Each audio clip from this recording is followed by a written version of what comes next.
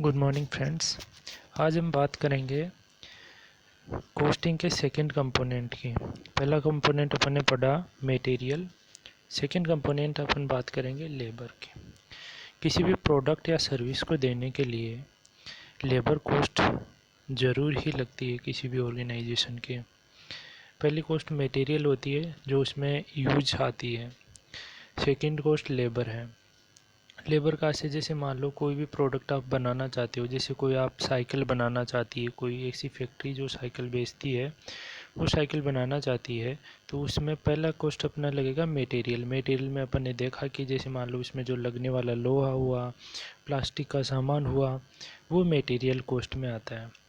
फिर अपन बात करें लेबर कॉस्ट की। लेबर कॉस्ट में क्या आएगा? लेबर कॉस्ट में आएगा उस साइकिल को बनाने के लिए जो मज़दूर है उसको दिया जाने वाला वेतन शामिल होगा, वो लेबर कॉस्ट में आता है। अब इसमें अपन आगे देखते हैं लेबर कॉस्ट में, तो अपन इस चैप्टर के थ्रू अपन क्या पढ़ने वाले हैं।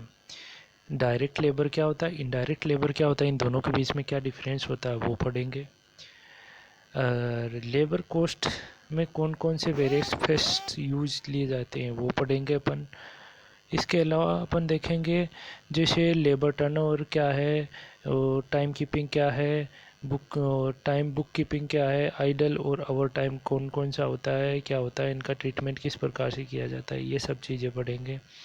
इसके अलावा जो रेमुनरेशन देने के अलग अलग जो प्लान है, इंसेंटिव प्लान है, उनके बारे में पढ़ेंगे। किस प्रकार से पेरोल की अकाउंटिंग की जाती है और किस प्रकार से वेज का डिस्ट्रीब्यूशन किया जाता है, अलोकेशन किया जाता है, वो सब चीज़ें अपन यहाँ पे इस चैप्टर को पढ़ने के बाद में अपने को पता चलेगा। तो लेबर की बात करें तो this is a cost incurred in form of remuneration paid to employ or labour of organisation.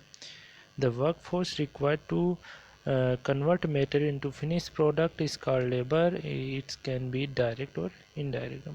कहने का मतलब यह है कि किसी भी व्यक्ति को जो मटेरियल को फिनिश गुड्स में कन्वर्ट करता है, उस व्यक्ति को दिया जाने वाला वेतन या रेमुनरेशन है, उसी को ही अपन लेबर कॉस्ट बोलेंगे। अब यहाँ पे लेबर कॉस्ट है उसको अपन दो भागों में बांट देते हैं, डायरेक्ट लेबर कॉस्ट और इनडायरेक्ट लेबर कॉस्ट।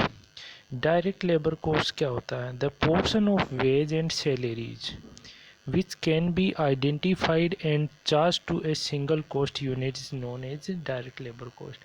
कोई भी ऐसी लेबर की कॉस्ट जिसको डायरेक्टली किसी एक सिंगल यूनिट, सिंगल प्रोडक्ट या किसी सिंगल सर्विस के ऊपर अपन चार्ज किया जा सकता हो, तो उसको अपन बोलेंगे डायरेक्ट लेबर।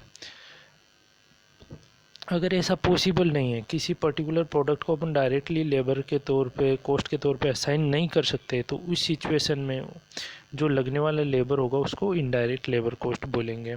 देखिए जैसे foreman, store keeper and time keeper. जैसे मान लो कि फोरमैन है या कोई स्टोर कीपर है, तो वो सभी प्रोडक्ट को स्टॉक का ध्यान में रखता है, या फिर जो टाइम कीपर है वो सभी फैक्ट्री में अलग अलग डिपार्टमेंट में काम करने वाले व्यक्तियों के हिसाब किताब रखता है।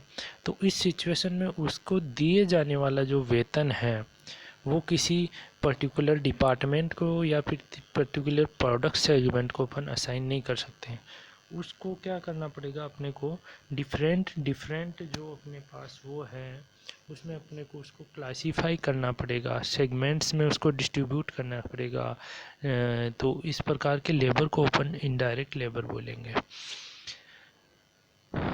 अब अपन बात करें कि लेबर कॉस्ट कंट्रोल या लेबर कॉस्ट रिडक्शन के अंतर्गत जो डिपार्टमेंट इन्वॉल्व है उनकी बात कर रहे हैं। तो यहाँ पे दो टर्म है, कॉस्ट कंट्रोल और कॉस्ट रिडक्शन, जिसको अपन पहले भी डिस्कस कर चुके हैं। अपन बात करते हैं कॉस्ट कंट्रोल। कॉस्ट कंट्रोल का मतलब ये होता है जो पहले से अपन ने जो बेंचमार्क डिसाइड कर रखे हैं, उन बेंचमार्क को प्राप्त करने के लिए कॉस्ट में जो कमी की जाती है उसको अपन कॉस्ट कंट्रोल बोलते हैं। और कॉस्ट रिडक्शन का अपने को ऐसा लगता है जो अपना बेंचमार्क अपन ने डिसाइड किया है वो बेंचमार्क ही सही नहीं है। अपने को एक लोअर बेंचमार्क अगर डिसाइड करना हो कि ये वाला बेंचमार्क सही नहीं है, आपने एक पेन की कॉस्ट देखी कि 5 रुपये, आपने डिसाइड किया, अगर उस 5 रुपये को प्राप्त करने के लिए आप कॉस्ट को में कमी कर रहे हो तो उसको अपन बोलेंगे कॉस्ट कंट्रोल। पर अगर आपको लगता है कि नहीं नहीं ये पेन 5 रुपये का नहीं बनेगा, ये 4 रुपये में भी अपन इसको बना सकते हैं, तो जो अब अगर आप जो बेंचमार्क उसको कम करना चाह रहे हो तो इस प्रकार से जो कॉस्ट में अपन कमी करना चाहेंगे तो उसको कॉस्ट रिडक्शन कहेंगे। ये चीज़ अपन ऑलरेडी डिस्कस कर रख चुके हैं, जो बेसिक कॉन्सेप्ट ऑफ कॉस्टिंग है उसमें।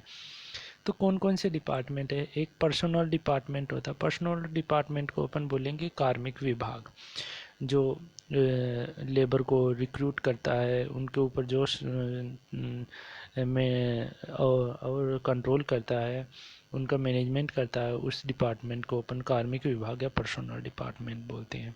दूसरा डिपार्टमेंट की बात करें तो अपन बोल सकते हैं इंजीनियरिंग डिपार्टमेंट। वो डिपार्टमेंट जिसमें मशीन का रिपेयर, मेंटेनेंस, कौन सी मशीन कितने घंटे काम कर रही है, ये सब चीज़ें ध्यान रखने वाला डिपार्टमेंट, उसको इंजीनियरिंग डिपार्टमेंट बोलेंगे। टाइम कीपिंग डिपार्टमेंट, किस डिपार्टमेंट में कितने घंटे किस वर्कर ने कितना काम किया, ये सब चीज़ें ध्यान में रखने वाले डिपार्टमेंट को अपन टाइम कीपिंग डिपार्टमेंट बोल देंगे। पेरोल डिपार्टमेंट, वो डिपार्टमेंट जो कि एम्प्लॉय के दिया जाने वाले वेतन उससे संबंधित मामलों को ध्यान में रखता है, उसको पेरोल डिपार्टमेंट बोलेंगे। और फाइनली कॉस्ट अकाउंटिंग डिपार्टमेंट है, वह डिपार्टमेंट जो कॉस्ट से रिलेटेड डेटा है उनकी अकाउंटिंग रखता है, उसको कॉस्ट अकाउंटिंग डिपार्टमेंट बोलते हैं। आगे अपन नेक्स्ट वीडियो में डिस्कस करेंगे।